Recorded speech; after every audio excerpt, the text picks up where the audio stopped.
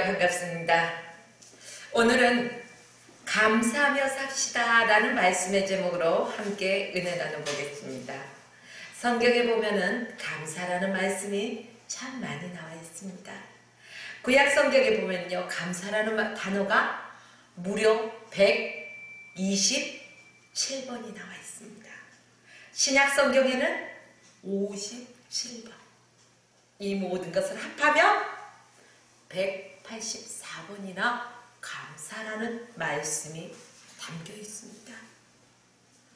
우리가 신앙생활을 하면서요, 감사해야 된다는 게 그만큼 중요하기 때문에 신구약에 이렇게 감사라는 말씀이 많이 반복적으로 나오고 있습니다. 데살로니가전서 5장 18절 누구나 잘 알고 계실 것입니다. 범사에 뭐라고요? 감사라. 범사에 감사라. 이것이 하나님의 뜻이라는 거예요. 그런데요, 저와 여러분들은 하나님의 뜻이 감사하면서 살라는 것을 너무나 잘 알고 있어요. 그러면서 감사하기가 쉬워요, 어려워요? 우리 머리로는 쉽게 이해합니다. 그래, 맞아. 어떤 상황 속에서도 우리는 감사해야 돼. 그런데 우리 눈앞에 펼쳐진 현실 속에서는 감사하지 못하고 불평하고 원망하고 살아갈 때가 오히려 많다는 사실입니다. 여기에 있는 저도요, 때로는 불평하고 원망하고 그렇습니다. 그런데 우리의 인생을 한번 되돌아보십시오. 희노애락의 삶입니다. 우리나라는 사계절이 뚜렷한 나라이죠. 봄, 여름, 가을, 겨울. 이렇듯이 우리 인생도요, 일희일비, 한마디로 변화무쌍한 삶을 살아가는 게 우리의 인생길이라는 것입니다. 그렇다면은 우리는 어떻게 감사할 수 있을까? 자, 성경에서는 뭐라고 말해요? 범사에 감사라는 것입니다. 범사? 그러면 뭔데? 무조건 감사라는 거예요. 내가 좋을 때만 감사하는 것이 아니라 내가 어려운 환경 속에 있다 할지라도 그 상황 속에서도 주께 감사하여라. 이게 범사에 감사하는 삶이라는 것입니다. 어찌 보면은 황당한 일을 만났을 때도 감사를 하라는 건데 참 어려운 일이죠. 우리로서는 어찌 보면 불가능한 일이지만은 우리 아버지의 뜻이니까 우리는 그 순간에서도 코람되어 하나님 앞에서 내가 감사할 수 있는 삶이 되어야 된다, 이런 말씀입니다. 우리의 인간의 의지로서는 감사할 수 없는 상황들이 너무너무 많습니다. 그러나 우리 주님만 생각한다면은 우리는 감사할 수 있어요. 어떠한 핍박이 내게 온다 할지라도 나는 그것까지 감사할 수 있어야지 그리스도인이라는 것입니다. 구약에서 욥의 그 고난을 보십시오. 자, 욥의 고난을 생각하면은요, 우리가 이 당하는 고난이 욥의 고난보다 클까요, 작을까요? 작아요. 그런데 욥은요, 불평과 불만과 원망을 토하지 않았습니다. 여러분, 감사는 어디에서부터 올까요? 우리의 생각에서부터 시작된다는 것입니다. 감사는 선택이에요. 내가 불평을 할 것인가, 내가 감사를 할 것인가, 우리의 마음의 상태에 따라 우리의 생각이 선택을 한다는 것입니다. 히브리어로 감사라는 것은 토다, 이런 말입니다. 누가 말하면 꼭 뒤에 토를 달아서, 아니 쟤는 꼭 말을 하면 토를 달아갖고 미주알 고주알 쫑알쫑알거려, 이런 소리들 들어보셨죠? 네. 감사라는 말이 이렇게 히브리어로 토다, 그러니까 어떤 사람은 토를 달아? 이렇게 생각할 수도 있겠지만 그 말이 아니에요. 불평하는 말이 아닙니다. 불평하는 인생이 아닙니다. 도달한 하나님의 은혜에 대한 고백적인 언어라는 것입니다. 토다는요, 우리가 하나님을 찬양한다는 뜻이 들어있고 하나님께 감사의 제물을 드린다는 그러한 의미도 담겨 있습니다. 시편 95편 1절로 2절 말씀해 보니까 오라 우리가 여호와께 노래하며 우리 구원의 반석을 향하여 즐거이 부르자. 우리가 감사함으로 그 앞에 나아가며 라고 성경에 기록되었습니다.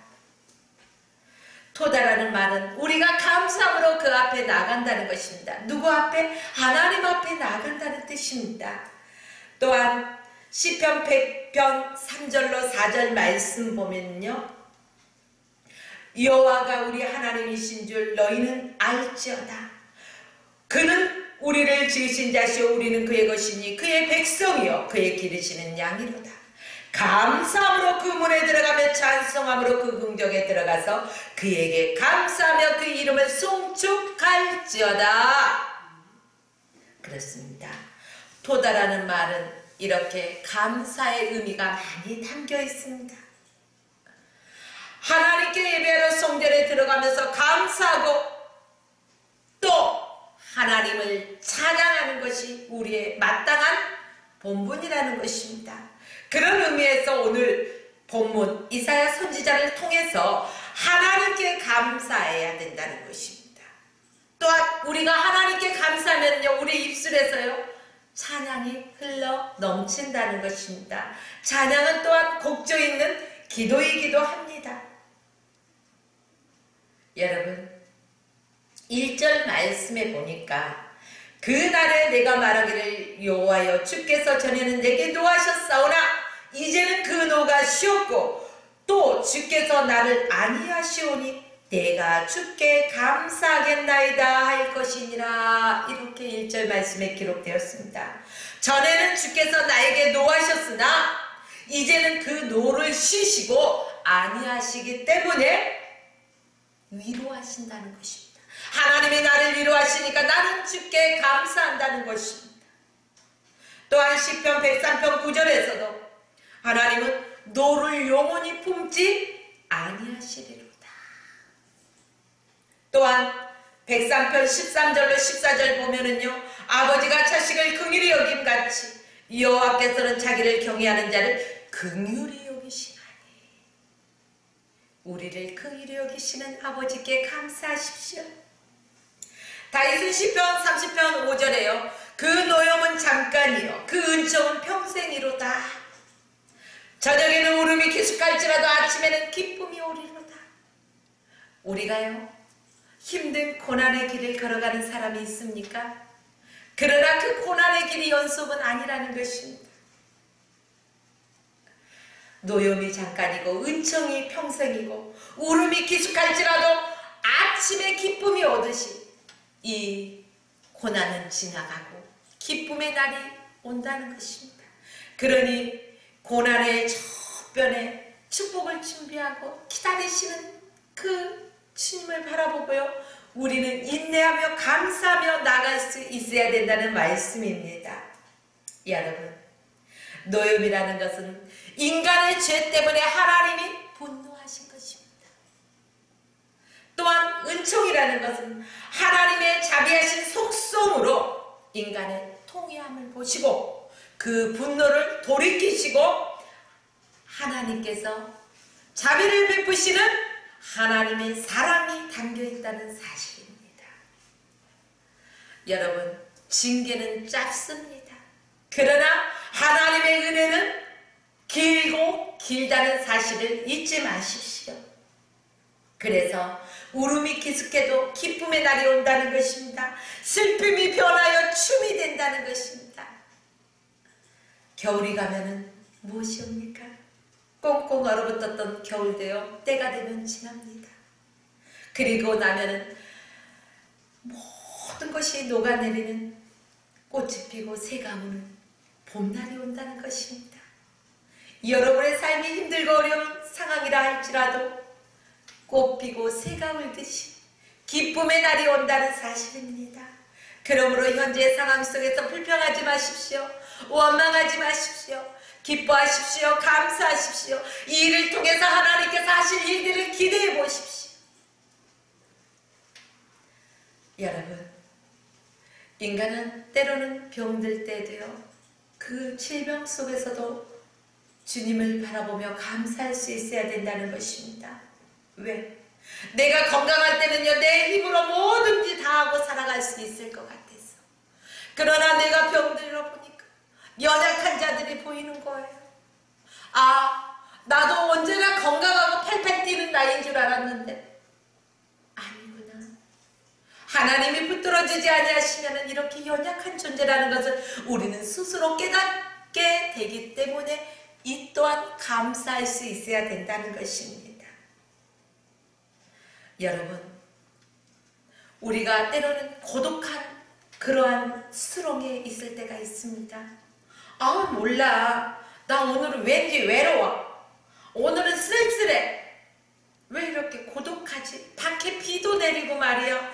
낙엽은 우수수 떨어지고 참 고독을 씻기에 좋은 계절이구나. 이렇게 말하는 사람도 있을지 모르겠습니다. 그러나 이 고독 속에서요, 주님을 찾아보십시오.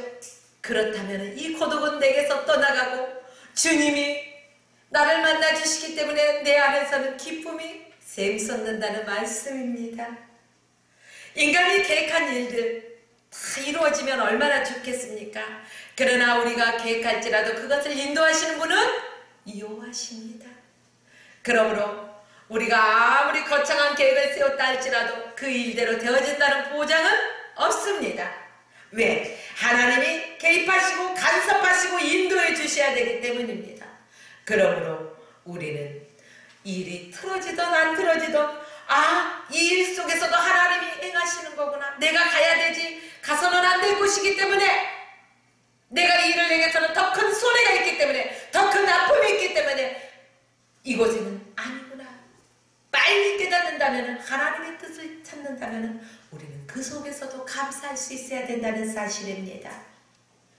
때로는 어떤 사람들은 눈물의 빵을 먹어보지 않는 사람 말을 마라. 난 눈물의 빵을 먹고 있잖아. 이러면서 자기를 그 힘겨운 삶을 내놓고 심세한탄하는 사람도 있습니다. 그러나 그 또한 부에도 처해보고 또한 가난에도 처해보고 그래야만이 모든 것을 우리는 다 알고 그 사람의 그 심정을 그대로 품고 기도할 수 있음에 우리는 또한 감사해야 된다는 사실입니다. 사랑하는 여러분들이요, 영혼의 삶을 우리가 사모해야 되지 않겠습니까? 그렇게 되기 위해서 저와 여러분은 늘 입술을 열면은 감사가 넘쳐나시길 주의 이름으로 축원합니다. 자, 슬픔과 고난은 하나의 기회입니다. 여러분, 세상에서 살아가면서 위기가 곧 기회다. 위기가 곧 기회다. 이 소리 많이 들어보십시오. 위기인데 어떻게 기회라고 말하지? 이 위기를 잘 극복하면 기회가 될 수 있기 때문에 그 속에서도 감사할 수 있어야 된다는 것입니다. 그러므로 슬픔과 고난이 우리 믿는 자에게는 하나의 축복의 기회라는 것입니다. 이 슬픔과 고난 속에서 낙심하고 낭망하고 주저앉는 것이 아니라 기뻐하며 감사하며 하나님이 행하실 일들을 바라보십시오.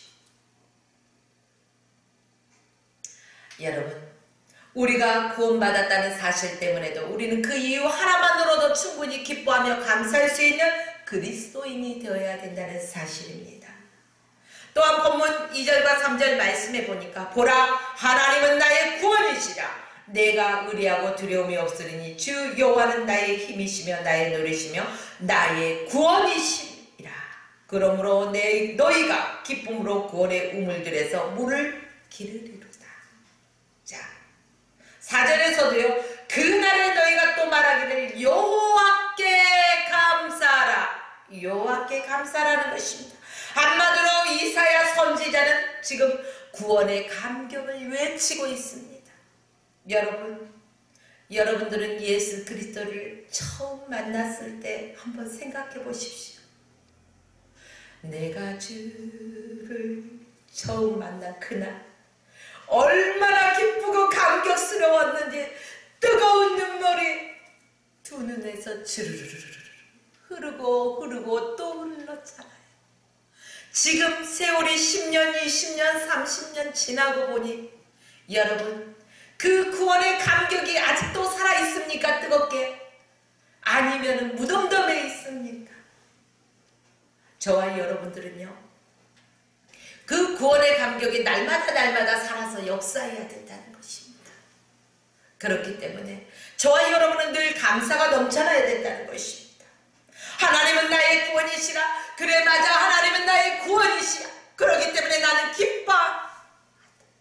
그렇기 때문에 나는 늘 감사할 수 있어. 여러분 감사하며 살아갑시다. 저와 여러분들은 예수 믿고 구원받았고 하나님의 자녀됐다는 그 사실 하나만으로도 구원의 기쁨의 감격이 넘쳐나야 된다는 것입니다. 우리 인생들이 아담의 죄로 말미암아 죽을 수밖에 없었어요. 바로 예수 그리스도가 십자가에서 죽으실 때 저와 여러분도 이미 함께 죽고 장사되었습니다. 또한 예수 그리스도께서 우리의 모든 죄악을 다 담당하셨고 우리의 모든 죄와 허물을 다 사하여 주셨습니다. 그리고 장사 지낸 지 사흘 만에 부활의 소망으로, 영생의 소망으로 다시금 부활하셨다는 것입니다. 저와 여러분도 다시금 부활의 소망을 안고 늘 기쁨으로 감격하면서 영원히 멸망치 아니하는 그 약속을 믿고 기쁨으로 감사하면서 살아가야 된다는 사실입니다. 이 구원의 감격을 실감하지 못하기 때문에, 이 기쁨을 잃어버리고 살기 때문에, 이 행복을 잃어버리고 살기 때문에 우리는 감사를 잃어버리고 살아갈 때가 많다는 것입니다. 여러분 치매 환자들 보셨죠? 주변에서. 네, 참 안타깝죠? 그분들의 특징이 뭘까요? 치매 환자들의 특징. 알고도 말씀 안 하시는 건지 몰라서 말씀 안 하시는 건지 모르겠지만 제가 본 결과는요, 치매 환자들은요 잃어버리더라고요. 좋았던 것도 다 잃어버려요. 사랑하는 사람을 앞에 두고도요, 누구셔요? 처음 본 사람 마냥. 아니 내 자식들을 놓고도 아이고 누구 찾아오셨어요? 그렇잖아요. 치매 환자들 보면 기억을 잃어버려서 웃을 일이 아니잖아요. 이것을 달리 바라보면은요, 예수 그리스도를 믿는 하나님의 백성들이 이 구원의 감격을 잃어버리고 예수 그리스도가 나 때문에 십자가 지시고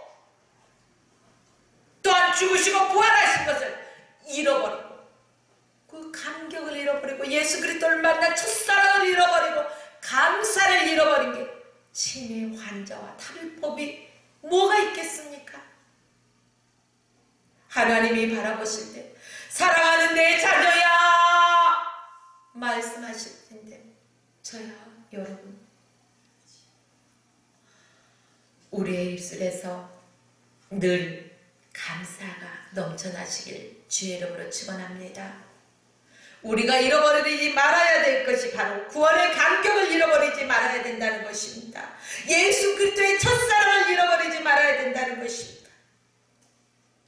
우리가 그것을 기억한다면 우리의 삶에서는 늘 감사가 넘쳐날 것입니다.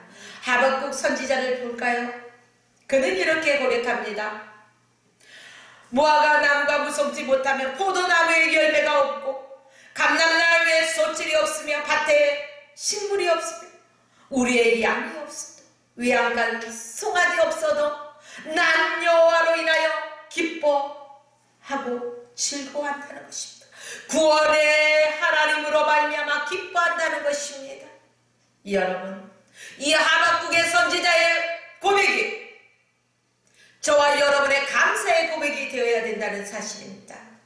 우리는 하나님을 생각할 때 무슨 그 요술방망이를 두들기듯이 내가 원하는 것만 탁탁 말할 때마다 하나님께서 응답해 주시기를 원하잖아요.